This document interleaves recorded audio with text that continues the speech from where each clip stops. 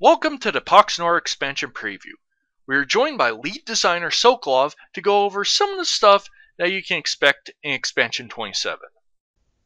Expansion 27 is called Visions of Amareth and continues the story from the previous expansion with the invasion of Kefir by the Nefari. The Limb has used the confusion and chaos to orchestrate an assassination attempt on Menelaus. The throne, being utterly preoccupied with the external threat, is oblivious. But Amareth resurfaces at the last minute to save the day, reaching Menelaus telepathically just in time to warn him of the impending attempt on his life. Our big feature for the expansion is something I think players will be very excited about. Many have commented in the past about the lack of play incentives for ranked as well as the clunkiness of the current league system. Well, good news if this was on your top list because we'll be introducing the updated rank system with the expansion. The primary goal of this system is to reward players for playing ranked. The rewards you see listed here are awarded as you reach each of these leagues. The first 5 leagues, called Standard, are participation based, so you can lose every game and still get those rewards. And you're reading that right, it does say current expansion, which means you'll be able to earn the latest content simply by participating in ranked. Rare League and above will require you to actually win a certain percentage of your games.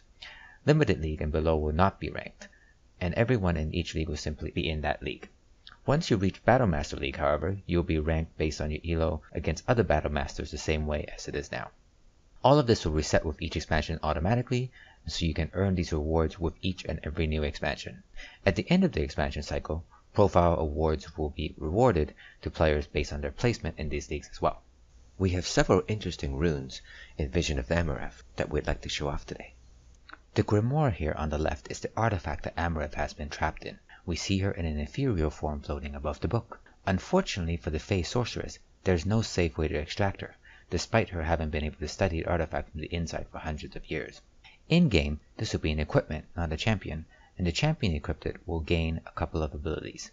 Suppression, the target ability that gives weighty and ponderous to a target champion, reflects the latent power of the book itself, while Amareth's presence is represented by an effect that reduces damage taken if it would deal a large amount of damage.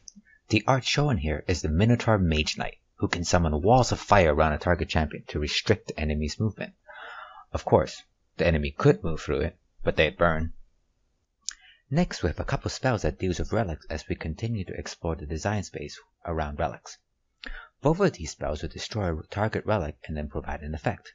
The first, the Savage Hunter spell, Frost for Heritage, will replace that relic with a dragon statue that has Arctic Bolt, allowing you to get rid of a pesky relic and replace it with your own. The IS version, Holy Light, shown on the left here, will deal instant magic damage in an area around the destroyed relic, as well as cause awestruck to any champions caught in the blast. Both of these spells can be casted on friendly relics as well as enemy relics. When casted on a friendly relic, you will receive a small refund on the casting cost. I really like this piece. It's pieces like this that makes me really glad we started shifting to these panoramic dual pieces of art, because it really creates a much bigger sense of scale and, in many cases, much more dynamic pieces. So the rune on the right side here is the Drakstar Fabricator, and he'll equip the next Drakstar you deploy with a Draketooth Rifle, which is a long-ranged equipment. This is going to help Drakstar with some of the ranged issues, and after which he'll still be useful in a support role as well. This next one is the Hyanid Storm Reader, whose signature ability allows it to make free attacks on anything nearby that takes electricity damage. On the left here is one of my favorite runes this expansion, the Zombie Headchucker. He throws flaming skulls, and then other champions can kick that skull for a second fiery attack. How fun is that? The final piece is the Boghopper Dredger, another great piece of art. He's a tank Boghopper who can deploy a relic called the Watershed Anchor, which is also a standalone rune that causes an AE slow in the area. He'll also have Grappling Hook, which he can use as a gap closer, or to pull people back into the range of the relic. While the League rewards will take up the majority of our time, we'll also be doing some other quality of life adjustments. For example, you see that many more abilities will have proper ability and condition tooltips now, though that is still a work in progress. We're also looking at some of the map problems that have been cropping up recently, as well as looking into the issues surrounding friendly quits. Thank you for watching, and be sure to follow Pox Nora on Facebook and Twitter.